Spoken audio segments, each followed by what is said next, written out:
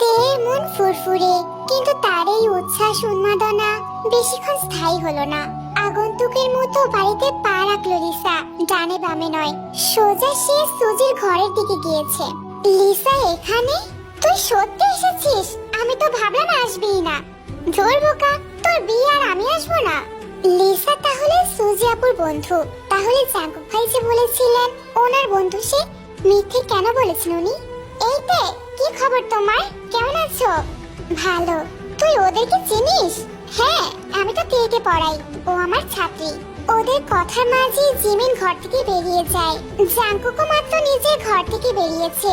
ভাইয়া কোথাও যাচ্ছিলেন? হ্যাঁ, কিছু বলবি? লিসা এসেছে। তেটা যদি উল্টাপাল্টা ভাবে? তোর বোনের কাজই তো একটা। কি হবে এখন? আমি আছি, চিন্তা নেই। আজেবাজে কিছু করে বসলে থাপড়ে গাল লাল করে দেব ওর, ভাবিস না। জাঙ্কুক চলে যায়, কিন্তু বোনের জন্য জিমিনের মাথাটা ফেটে যাচ্ছে। একদিকে বাচ্চাতে, অন্যদিকে বুড়ো হয়েও বাচ্চামো করা সুগা, দুটোকে সামলাতে হিমশিম খাওয়ার অবস্থা তার। ভীষণ কষ্টে তের চোখ ভিজে উঠল। জাঙ্কুক ভাই মিথ্যে বলেছেন? মিথ্যে পরিচয় লিসাকে এনেছেন বাড়িতে কেন? নিশ্চয়ই এর ভেতরের গল্পটা কুৎসিত। যদি লিসার সাথে কিছু থাকে, তবে আজ সারাটা দিন কেন অমন করলো তার সাথে? কেন তার মন নিয়ে খেলেছে? কেন ছুঁয়েছে? আজ ওই ধূর্ত লোকের মুখোমুখি হবে, জানতে চাইবে এসবের মানে কি। কি চায় সে? তে ঘর ছেড়ে বেরিয়ে আসে। জাঙ্কুকের দিকে চোখ পড়তে তে কটমট করে সেদিকে তাকায়, কিন্তু জাঙ্কুক তেকে দেখে মিটিমিটি হাসে। এই জাঙ্কুক, জানিস লিসা এসেছে এখানে? হ্যাঁ রে জাঙ্কুক, তুই এখানে? জানিস লিসা এসেছে? এ বাড়িতে ও এলো কি করে? আস্তে, এত হাইপার হওয়ার কিছু হয়নি। লিসাদের বাড়িও এখানে।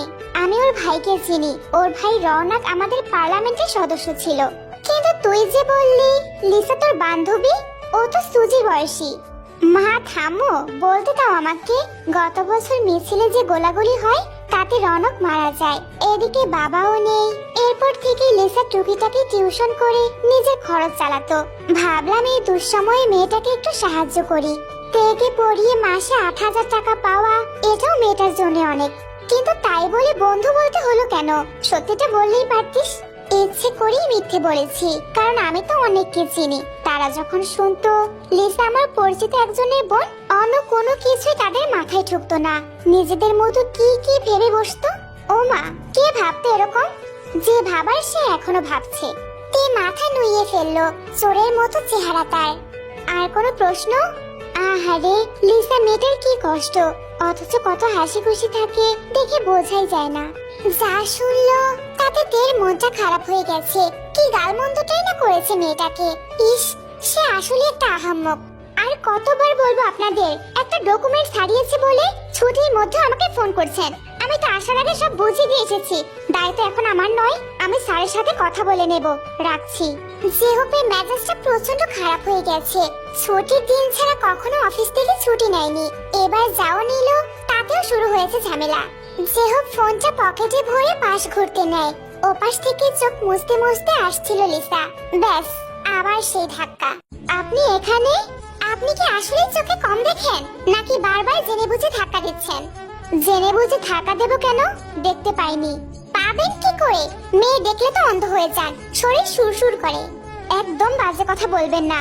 দুনিয়ায় কি মেয়ের অভাব পড়েছে যে আপনাকে দেখে ধাক্কা দেব? আপনার মতো ছেলে পড়তেও পারে।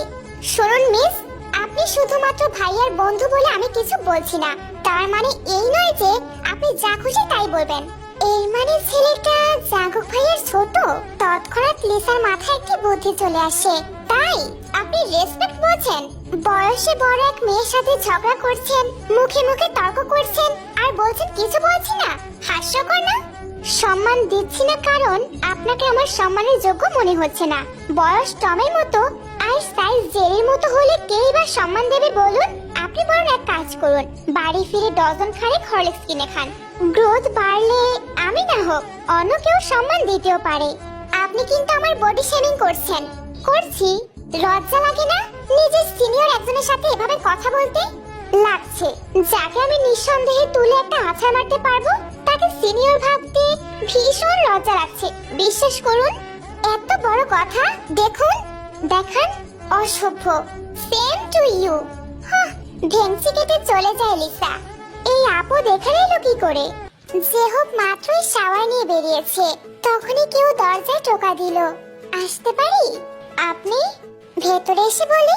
আচ্ছা আসুন। রেডি হবেন না? হ্যাঁ, ওই হচ্ছিলাম আর কি। চুপ হয়ে যায় মেয়েটা, কেমন উসখুস করছে। যে হোক বারবার দরজার দিকে তাকাচ্ছে। এভাবে কেউ দেখলে কি না কি ভেবে বসবে। তার পরিচ্ছন্ন চরিত্রে কালি মাখার কোনো ইচ্ছে নেই। আপনাকে ফ্রেন্ড রিকোয়েস্ট দিয়েছিলাম, অ্যাকসেপ্ট করেননি কেন?